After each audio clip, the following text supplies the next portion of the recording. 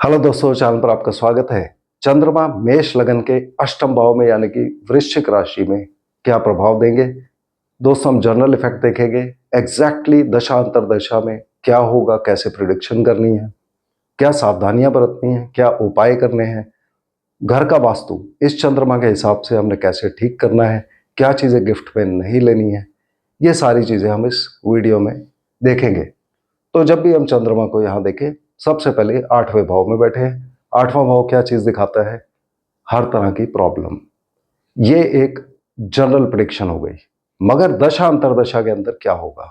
ज्यादातर लोग जो गलती करते हैं कि वो केवल चंद्रमा की दशा अंतरदशा प्रत्यंतरदशा देखते हैं, तो वो सोचते रह जाते हैं कि यह प्रॉब्लम हो गई, जबकि उस दशा अंतरदशा के अंदर व्यक्ति को बहुत लाभ हो सकता है, व्यक्ति के नए दोस्त बन सकते हैं, व्यक्ति की विदेश यात्रा हो सकती है, बहुत चीजें हो सकती है। तो उसको करेक्टली सही ढंग से हमने कैसे प्रिडिक्ट करना है उसको देखेंगे। तो जनरल इफेक्ट में अष्टम भाव प्रॉब्लम का है, हम सब जानते हैं। कष्ट और पीड़ा का, कष्ट और पीड़ा से जुड़ा पैसा भी हमें दिलाता है, जैसे कि पैतृक धन, इंश्योरेंस का पैसा, किसी की विल में से पैसा हमको मिल गया। ये कष्ट से जुड़े हुए कार्यों से भी जोड़ता है, जैसे कि इंश्योरेंस के कार्य, सर्जरी के कार्य, security forces, army, navy, air force, police से जुड़े कार्य। साथ ही ये उद्योग भी दिखाता है, फैक्ट्री और प्रोडक्शन, ये गूढ़ विद्याएं दिखाता है, जैसे कि ज्योतिषी की टैरो, तंत्र मंत्र इत्यादि। अब नेचुरल है, जब व्यक्ति को कष्ट होता है तभी वो इन सब चीजों की तरफ भागता है। ये छुपी हुई चीजों का कारक है, ये वाला कार, यानी कि जमीन से नीचे की छुपी हुई चीजें। और चंद्रमा यहां पर समुद्र को दिखाएंगे, जल के कारक होते हैं, तो समुद्र में गहराई बहुत ज्यादा होती है, जिसको साइंस आज तक सभी भेद उस गहराई के ढूंढ नहीं पाई है। तो ये सब चीजें अब चंद्रमा किन चीजों के कारक है। चंद्रमा सबसे पहले माता दिखाते हैं। इस कुंडली में चौथे भाव का मालिक होते हैं। चौथा भाव माता, गाड़ी, भूमि, वाहन, खेती, बेसिक एजुकेशन, कृषि कार्य, किसान भाइयों के लिए जल से जुड़े कार्य, ये सारी चीजें चौथा भाव हमको दिखाता है। तो ये यहाँ के इफेक्ट देंगे और यहाँ पर बैठे हुए इफेक्ट देंगे।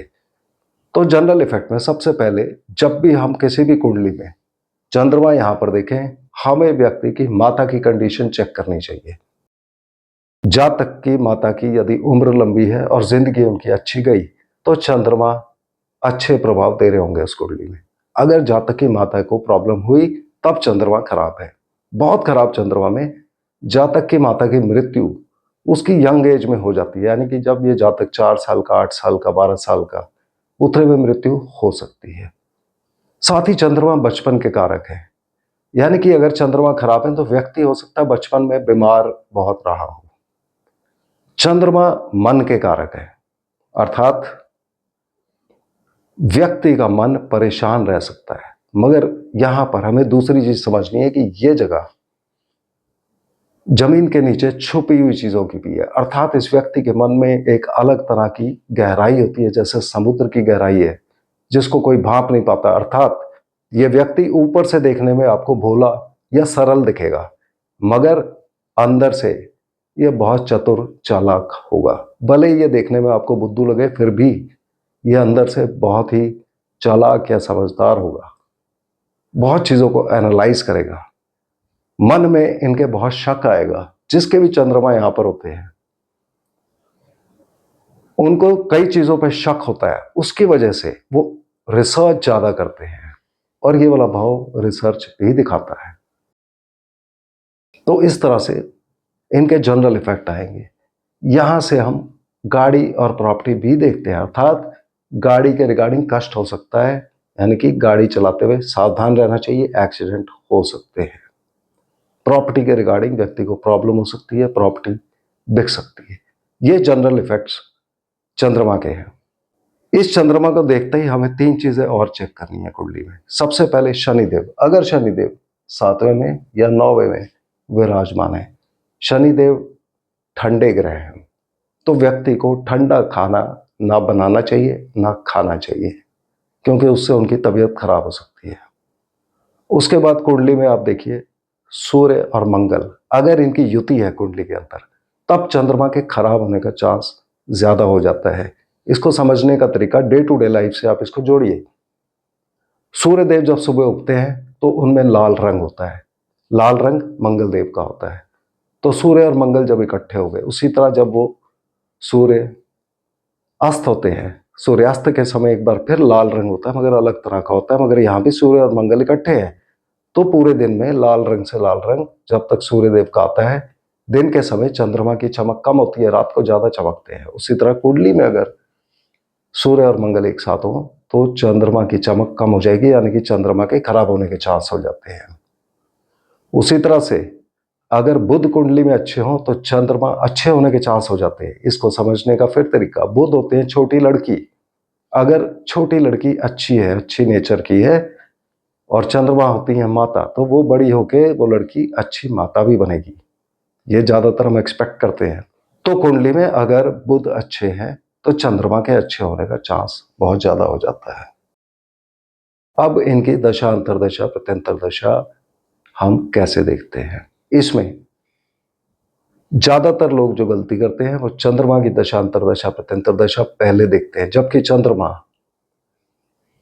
पूरी जन्म कुंडली के किसी भी ग्रह को और किसी भी भाव को प्रभावित कर सकते हैं, तो उनको पहले देखना चाहिए हमेशा। इसके लिए आप जन्म कुंडली में चेक करिए, जहां नंबर 2, 6 और 10 लिखा है, यहां, यहां और यहां, अगर इन 3 भाव में से किसी भी भाव में कोई भी ग्रह बैठा है 10 डिग्री से लेकर 23 डिग्री 20 मिनट के बीच में, तब वो ग्रह अपनी दशा अंतरदशा में चंद्रमा का इफेक्ट देगा।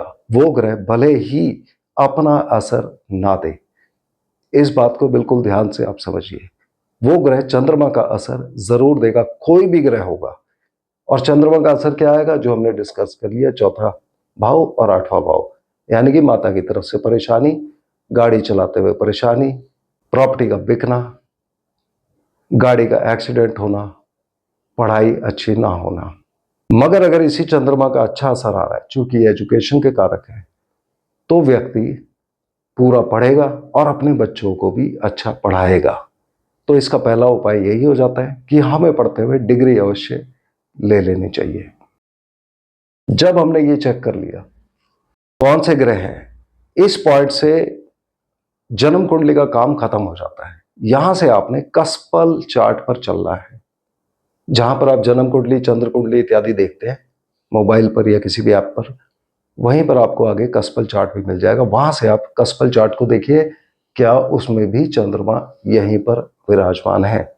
अगर हैं तो ये वीडियो इसके बाद वाला आपके लिए एप्लीकेबल है।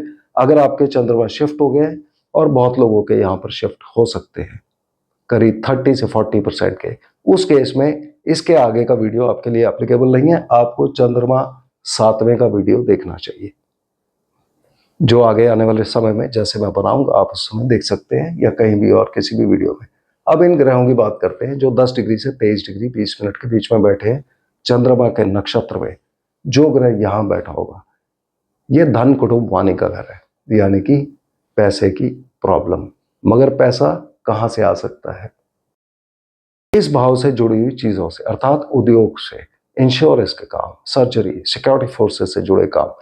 व्यक्ति को अपनी कमाई में प्रॉब्लम होगी, मगर कमाई के अलावा दूसरा पैसा, कहीं से गिफ्ट मिलना, यह सब व्यक्ति को ज्यादा पैसा ये सब मिल सकता है। परिवार के रिगार्डिंग कोई ना कोई कष्ट रह सकता है, या व्यक्ति के मन में कोई ना कोई चिंता परिवार के रिगार्डिंग रह सकती है। यदि कोई भी ग्रह यहां पर बैठा हो जहां 6 लिखा है, यह नौकरी मिलने का भाव है, लोन, कोर्ट केसेस, रोग, ऋण, शत्रु, कोर्ट केस, दुर्घटना, मुकदमा इत्यादि का, तो यहां पर व्यक्ति को नौकरी मिलने में कष्ट होगा, या फिर नौकरी अष्टम भाव से जुड़े कार्यों से मिलेगी, जैसे कि इंश्योरेंस, सर्जरी, सिक्योरिटी फोर्सेस, उद्योग, इन सब में नौकरी मिल सकती है। लोन लेने में प्रॉब्लम होगी, कॉम्पिटिटिव एग्जाम्स में प्रॉब्लम होगी क्लियर करने में, और कोर्ट केसेस में व्यक्ति फंस सकता है यदि कोई भी ग्रह यहां पर विराजमान हो। यह हमारे प्रोफेशन का, कर्म स्थान, प्रमोशन का घर है, तो प्रमोशन मिलने में व्यक्ति को प्रॉब्लम होगी। अगर व्यक्ति का प्रोफेशन 8वें भाव से जुड़ा हुआ है, इंश्योरेंस, सर्जरी इत्यादि से, तो वहां पर व्यक्ति को ज्यादा लाभ हो सकता है। तो ये जो भी ये ग्रह है यहां पे बैठे हुए, जब भी इनकी दशा अंतरदशा प्रत्यंतर दशा चलेगी वहां वो चंद्रमा के इफेक्ट देंगे, और उस दशा अंतरदशा प्रत्यंतर दशा के अंदर अगर इफेक्ट खराब आ रहे हैं तो चंद्रमा का उपाय करना पड़ेगा। इस बात को हमेशा समझिएगा। अब यहां पर कोई भी ग्रह हो सकता है इन सब में, तो हमारे पास अभी तक दो भाव जुड़ गए।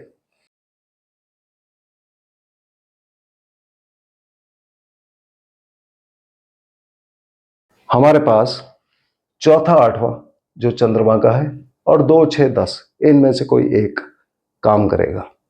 अब यहां कोई भी ग्रह हो सकता है, मैं एग्जाम्पल आपको दूंगा कुछ ग्रहों का, आप उसके बाद बाकी सब खुद देख सकते हैं। अगर यहां सूर्यदेव बैठे हो, इनमें से किसी में भी 2 6 10 के रिजल्ट वो देंगे, मगर साथ में सूर्यदेव पंचम भाव के मालिक भी है, तो पंचम भाव का रिजल्ट है, यानी कि संतान प्राप्ति में प्रॉब्लम या मेडिकल हेल्प की रिक्वायरमेंट होगी, प्रेम संबंध में प्रॉब्लम या प्रेम संबंध छुपा हुआ सीक्रेट हिडन लव अफेयर हो सकता है। इन्वेस्टमेंट्स में खास करके जुआ सट्टा लॉटरी शेयर मार्केट में व्यक्ति नुकसान लेगा। कला के क्षेत्र में जुड़े लोग actor actresses musician singer dancer painters के लिए अच्छा है। स्पोर्ट्स के क्षेत्र में जुड़े लोग, उनको इंजुरीज ज़्यादा हो सकती है, चोट चपेट ज़्यादा लग सकती है, व्यक्ति के पेट में प्रॉब्लम हो सकती है, व्यक्ति घूमने फिरने कहीं जाए वहां पर उसको प्रॉब्लम हो सकती है। यहां से नौकरी में परिवर्तन ट्रांसफर चेंजेस भी देखते हैं, तो वो भी इस पीरियड में व्यक्ति का हो सकता है। अगर यहां मंगल देवता बैठे होंगे, मंगल देवता लग्नेश है और अष्टम भाव के ही मालिक होते हैं, तो यदि मंगल देवता का प्रभाव आ रहा हो लग्न का, तो लग्न अष्टम भाव से जुड़ गया, अर्थात व्यक्ति को स्वास्थ्य की प्रॉब्लम होगी। व्यक्ति ज्योतिषी की टैरो तंत्र मंत्र में जुड़ेगा और बहुत अच्छा होगा, इन चीजों में बहुत अपनी ताकत लगाएगा, मगर उसको हर एक चीज पर शक होगा और लड़ाई झगड़े ज्यादा हो सकते हैं। अगर यहां पर बुध देवता बैठे 2 6 या 10 में कहीं पे 6 में उच्च हो जाएंगे, तब भी बुध देवता इस कुंडली में तृतीय भाव के मालिक होते हैं। ये भाव यात्राओं का है, यात्राओं में प्रॉब्लम, साथ में 4 8 दिखाता है हमें गाड़ी चलाने में एक्सीडेंट, तो इसके चांसेस और ज़्यादा हो जाते हैं। छोटे भाई बहनों का घर है, छोटे भाई बहनों की तरफ से प्रॉब्लम। आईटी के क्षेत्र के लिए संचार माध्यम मीडिया प्रिंटिंग प्रेस पब्लिकेशंस इत्यादि, इनके लिए अच्छा हो गया। गाड़ी और प्रॉपर्टी इस पीरियड में बिकेगी व्यक्ति की। यदि ये वाला भाव खाली है, यहां कोई ग्रह नहीं बैठा हुआ, तो बुध देव का यहां का असर आएगा, जो छठे भाव का हम ऑलरेडी नौकरी लोन मिलना और कॉम्पिटिटिव एग्जाम्स, दुश्मनों से प्रॉब्लम, उन सब के इफेक्ट्स आएंगे जो हम ऑलरेडी डिस्कस कर चुके हैं। अगर 2 6 और 10 में बृहस्पति देव किसी में बैठे होंगे, बृहस्पति देव कुंडली के अंदर भाग्यस्थान के मालिक होते हैं और विदेश भाव के मालिक होते हैं। अगर भाग्यस्थान खाली है, तब व्यक्ति का भाग्य कम रहेगा। अगर बृहस्पति के पूरे प्रभाव आ रहे हैं, हायर एजुकेशन में प्रॉब्लम होगी, पढ़ाई लिखाई में व्यक्ति के कहीं ना कहीं ब्रेक्स आएंगी, रुकावटें आएंगी, क्लास रिपीट करनी पड़ सकती है, पिता से व्यक्ति को प्रॉब्लम होगी, लंबी यात्राओं में व्यक्ति को कष्ट होगा। अगर ये वाला भाव खाली है 12वां, विदेश यात्रा में प्रॉब्लम होगी, हॉस्पिटल से जुड़े कार्यों में व्यक्ति को लाभ होगा, व्यक्ति की रात की नींद खराब होगी, व्यक्ति को कोई ना कोई पैसे का खर्चा होगा जिसकी वजह से उसको तकलीफ होगी, व्यक्ति को कोई ना कोई लोन देना पड़ेगा जिसकी वजह से प्रॉब्लम हो सकती है, लोन पर इंटरेस्ट रेट इत्यादि हो सकता है वो ज़्यादा पे कर रहा है या ईएमआई इतनी ज़्यादा है कि पे नहीं कर पा रहा है, लिवर जॉन्डिस पीलिया की प्रॉब्लम हो सकती है। अगर 2 6 या 10 में शुक्रदेव विराजमान होंगे, शुक्रदेव 2 के ही मालिक होते हैं, तो ये वही प्रभाव देंगे धन के रिगार्डिंग जो हम बात कर चुके हैं। साथ ही ये विवाह और व्यापार के भाव के मालिक होते हैं। तो शादी करने के लिए ये दशांतर दशा अच्छी रहेगी, मगर शादीशुदा जिंदगी व्यक्ति की खराब रहेगी। पार्टनरशिप बिजनेस में व्यक्ति को धोखा हो सकता है, प्रॉब्लम हो सकती है। मगर अगर पार्टनरशिप बिजनेस अष्टम भाव से जुड़ी चीजों से जुड़ा हुआ है, यानी कि उद्योग, इंश्योरेंस, सर्जरी इत्यादि से, तब वहां व्यक्ति को ज्यादा लाभ हो सकता है। अगर 2, 6 या 10 में शनिदेव बैठे होंगे, शनिदेव यहां पर शशा योग भी बना देंगे। शनिदेव इस भाव के और लाभ स्थान के मालिक होते हैं। तो अगर शनिदेव का यहाँ का प्रभाव आ रहा है तो प्रोफेशन के रिगार्डिंग प्रॉब्लम होगी, जो हम बात कर चुके हैं। परंतु यदि ये वाला भाव कुंडली में खाली हुआ, यहाँ कोई ग्रह नहीं हुआ, उस केस में व्यक्ति को कठिनाई होगी, मगर कठिनाई के बावजूद व्यक्ति किसी तरह से शनिदेव उसको बाहर निकाल लेंगे, उसको फायदा ही देंगे और ये दशांतर दशा व्यक्ति की अच्छी जाएगी। ये जब हमने एनालाइज कर लिया घर, अब हम देखते हैं यहाँ पर कि ये चंद्रमा देवता यहाँ बैठकर इन्होंने कुंडली के सभी भाव अफेक्ट कर दिए। किसी भी ग्रह को और किसी भी भाव पे ये असर डाल सकते हैं चंद्रमा, ये हमेशा याद रखिए। इसका नेक्स्ट स्टेप आता है कि चंद्रमा की अपनी दशांतर दशा पतंतर दशा में क्या होगा। अब ये चंद्रमा नीच के हैं, हमें नीचभंग राजयोग भी चेक कर लेना चाहिए, मगर चूंकि अष्टम भाव अपने आप में खराब होता है तो प्रॉब्लम है। मगर चंद्रमा की अपनी दशांतर दशा में क्या चंद्रमा के इफेक्ट आएंगे या नहीं आएंगे, इसको देखना बहुत जरूरी होता है। इसके लिए आप चंद्रमा की डिग्री देखिए। चंद्रमा यदि यहां पर 0 से 3 डिग्री 20 मिनट के बीच में होंगे किसी की भी जन्म कुंडली में, तो वो बृहस्पति के नक्षत्र में होंगे। अर्थात जो भी हमने बृहस्पति के असर देखे 9 और 12 के, वो व्यक्ति को मिलेंगे।